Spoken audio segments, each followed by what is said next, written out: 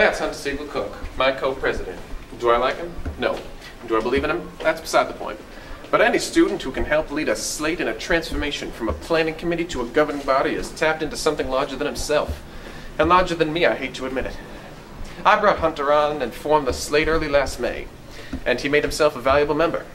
After 4 years of politics at JD, I could smell which way the wind is blowing. There's Joe Morgan, one of our trusted VPs. He was vital in carrying the lacrosse vote, but then we put him out to pasture, but he looks happy enough.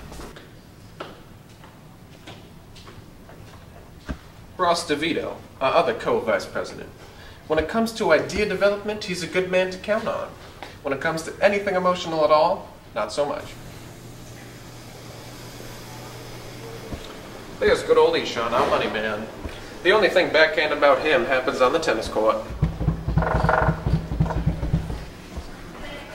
There's Livy Bean, our honorable secretary. She's a hard worker, check. She's organized, check. And more important than that, she's tough as a $2 steak. Check, check, check.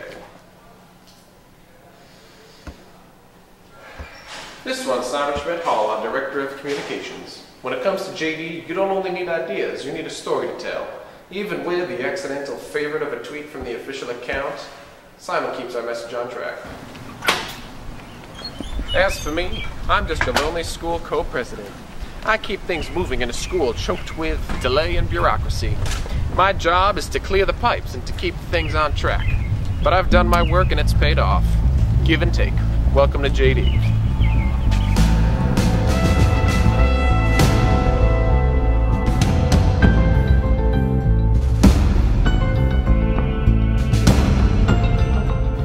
A major goal of our slate was to increase the communication between student government and the administration, and to make student government about helping our students and having our voices heard and decisions that impact our lives.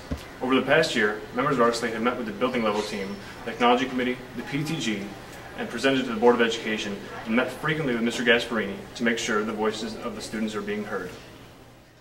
Over the past few months, our slate has been meeting with the Vera House, a group dedicated to ending domestic and sexual assault, about how we can educate students about the reality of sexual harassment. Today we're proud to announce that the student government of JD High School will be partnering with Vera House to bring more education about sexual harassment and leadership building to our school. Next year, a new program will teach our students about these issues and develop their leadership so they can teach other students as well.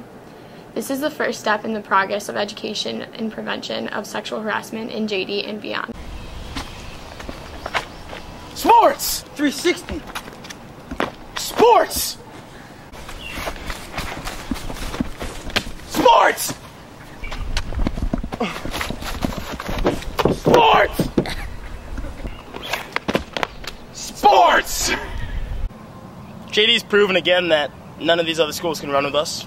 We've won a whole bunch of sectionals, but we've taken a couple losses. Games and coaches. But nothing's going to hold us back. We did a really good job this year, guys. So, how did the JD football team do this year? I'm just here so I don't get fined.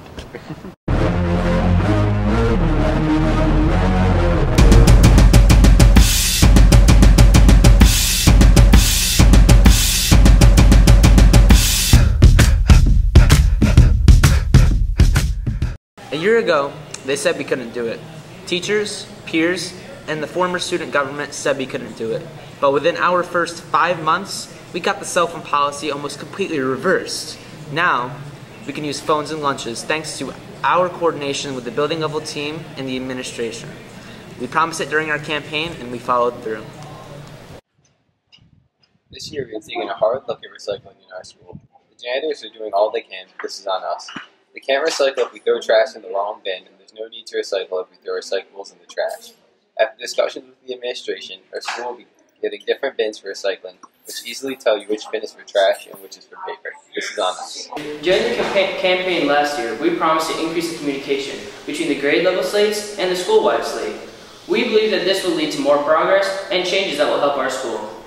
Throughout the year, the slates have visited our homeroom and we've had discussion about everything, from recycling to the future of the school.